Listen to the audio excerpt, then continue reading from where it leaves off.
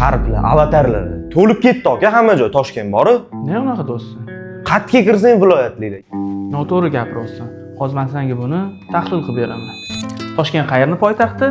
O'zbekistonni. Toshkentga kimlar kelyapti? O'zbekistonliklar. Millatimiz bir, dinimiz bir, tilimiz bir bo'lgan odamlar kelmoqda. Ular nega keladi? Asosan yashab, ishlagani. O'ynagani kelganlari esa o'sha kunning o'zida Magic City'ni aylanib, Toshkent City'larni ko'rib, yana kelgan joylariga qaytib ketishmoqda. Endi senga misol qilib tushuntirib beraman. Yo'llarda probka ko'p deyapsan.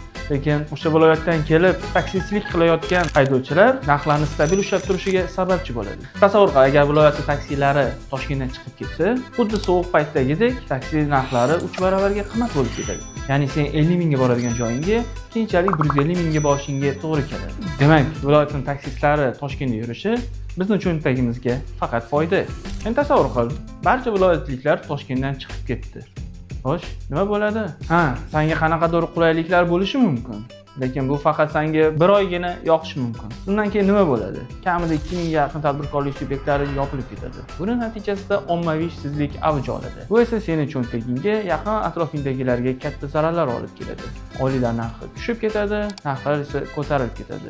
Toshkentda ochilayotgan tadbirkorlik subyektlari bir yil ichida foydaga kirib ketishiga ham asosiy sababchi bu viloyatliklar, ya'ni talab bor joyda taklif ham oshadi. Endi senga yana bitta misol aytaman. O'zbekistonlik qaysi futbolchi Yevropaning top 5 chempionatida birinchi o'ynagan?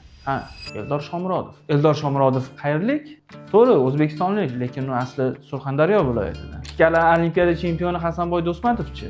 To'g'ri, u ham O'zbekistonlik, lekin asli Andijon viloyatidan. Sen ularni yutuqqa erishayotgan paytlari O'zbekistonlik deb faxrlanasan, lekin ko'chada yurgan bironta viloyatlik 70-75 legenda deb bachkana qilsa, sen uni g'arib deb viloyatiga tegishtirib haqorat qilasan. Nega sen uni o'zini haqorat qilmaysan? Viloyati nima ayb?